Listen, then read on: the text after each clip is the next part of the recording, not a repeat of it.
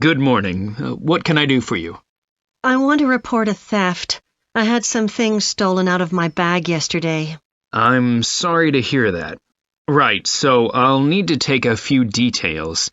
Can I start with your name? Louise Taylor. Okay, thank you. And are you resident in the UK? No, I'm actually Canadian, though my mother was British. And your date of birth? December 14th, 1977. So you're just visiting this country? That's right. I come over most summers on business. I'm an interior designer, and I come over to buy old furniture. Antiques, you know? There are some really lovely things around here, but you need to get out to the small towns. I've had a really good trip this year, until this happened. Okay. So you've been here quite a while? Yes, I'm here for 2 months. I go back next week. So, may I ask where you're staying now? Well, at present, I've got a place at Park Apartments. That's on King Street. I was staying at the Riverside Apartments on the same street, but the apartment there was only available for 6 weeks, so I had to find another one. Okay.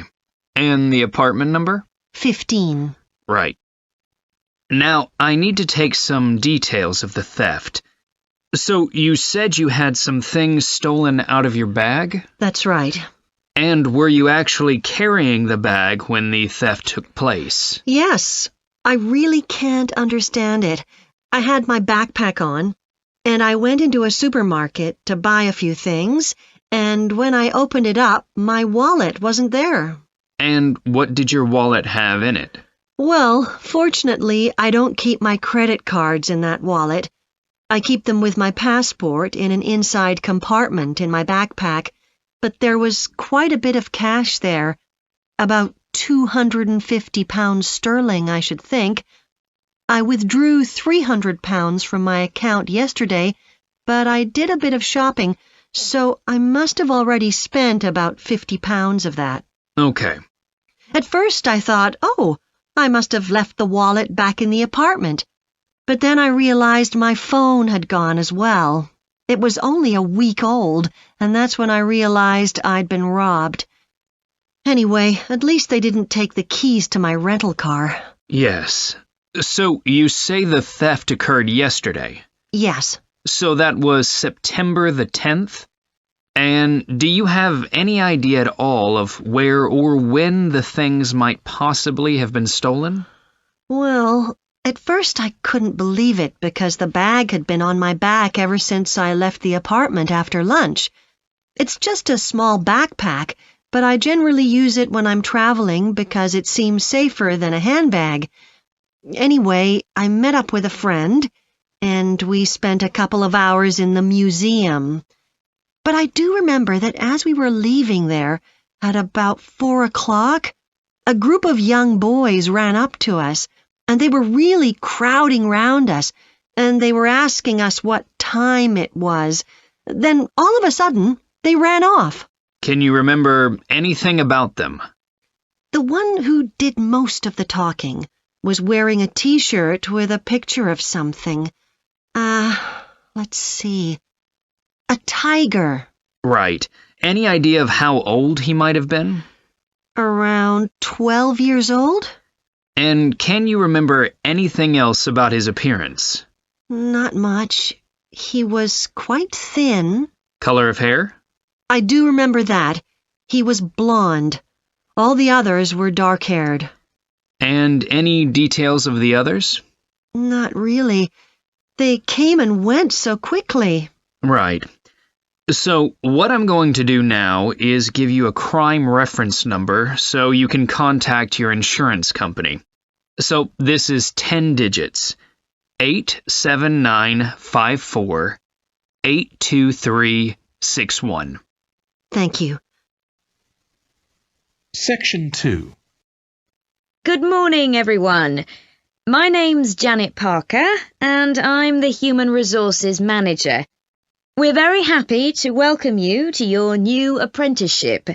I hope that the next 6 months will be a positive and enjoyable experience for you. I'd like to start with some general advice about being an apprentice. Most of you have very little or no experience of working for a big organisation, and the first week or so may be quite challenging. There will be a lot of new information to take in, but don't worry too much about trying to remember everything.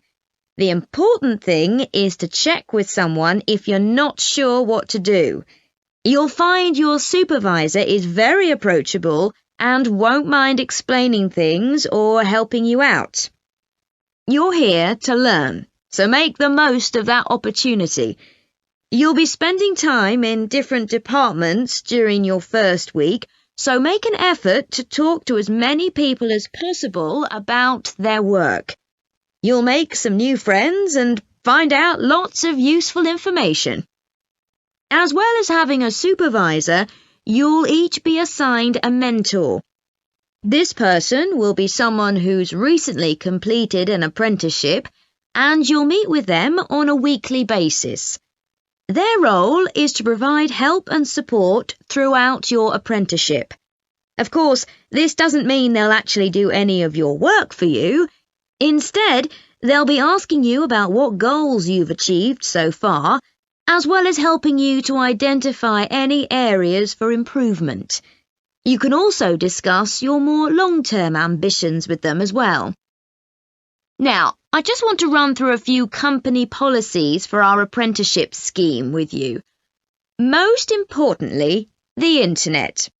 As part of your job, you'll be doing some research online, so obviously you'll have unlimited access for that.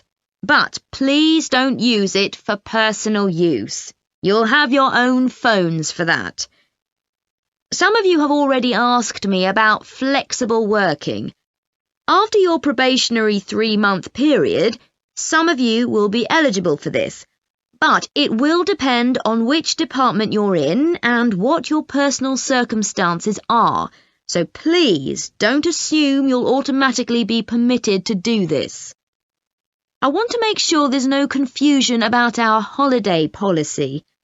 Apart from any statutory public holidays, we ask that you don't book any holidays until after your 6-month apprenticeship has finished. Time off should only be taken if you are unwell. Please speak to your supervisor if this is going to be a problem. You'll be expected to work a 40-hour week, but there may be opportunities to do overtime during busy periods. Although you're not required to do this, it can be a valuable experience, so we advise you to take it up if possible. Obviously, we understand that people do have commitments outside work, so don't worry if there are times when you are unavailable. As you know, we don't have a formal dress code here. You may wear casual clothes as long as they're practical. And the only restriction for shoes we have is on high heels for health and safety reasons. Comfortable shoes like trainers are preferable. There's a heavily subsidised canteen on site where you can get hot meals or salads cheaply. Snacks and drinks are also provided, so we've decided to introduce a no-packed lunch policy. This is partly to encourage healthy eating at work and partly to stop people from eating at their workstation, which is unhygienic. Okay, moving on to